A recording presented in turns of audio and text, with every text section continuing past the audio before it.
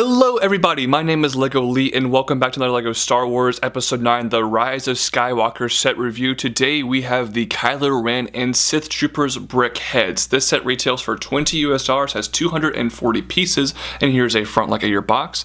There is the back of the box, so included with this set is 2 instruction manuals, one for each figure respectively, with 42 and 28 pages of building. Now before we jump into today's review, please guys, check the description down below. There's a link to like me on Facebook, follow me on my Instagram page. I post a lot of cool content over there, and maybe while you're at it, click the link to consider becoming a Patreon supporter. Every small donation helps me make the awesome reviews like the one you're about to watch. Here is the set itself, and if you're familiar with LEGO BrickHeadz, you kind of know already what's going on. They're basically like Funko Pop in LEGO form. Let's take a closer look at each of these individual figures. This is the Sith Trooper, which is basically the "we want you to buy our action figures" trooper from the film. It's essentially a combination of the Praetorian Guards and a First Order Stormtrooper, and I don't like this figure.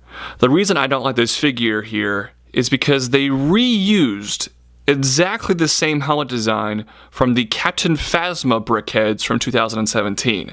I thought that Phasma was one of the worst BrickHeadz LEGO has ever made, and reusing that awful design here was just extremely questionable to begin with. And while I think it looks a little bit better here because he has added printing on his visor section, it's still pretty ugly. So while this BrickHead does have some interesting colors and some nice printed pieces, I really don't think it looks all that good because it's based off a design that was pretty awful to begin with, and even though red is a more striking color than light gray that we saw in Phasma, this is definitely not a good BrickHead. The second BrickHead here is Kylo Ren, who is now being referred to as Supreme Leader, and this version is him with his helmet and hood on. I love the design for the helmet. The prints there are subtle but very good, and then the hood design also looks great.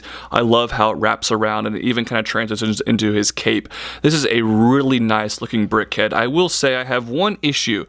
Back here, you can kind of see some weird colored tan and brown pieces peeking up from underneath there.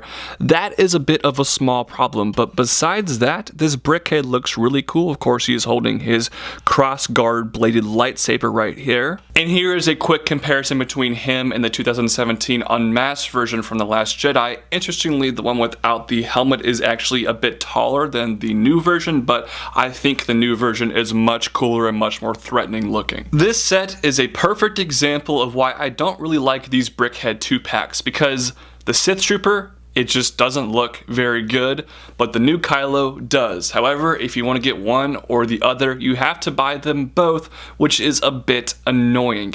I love the new Kylo. I would give that BrickHead a 9 out of 10, a great looking figure. And I've already ranted enough about that Sith Trooper. I'd give that figure about a 5 out of 10.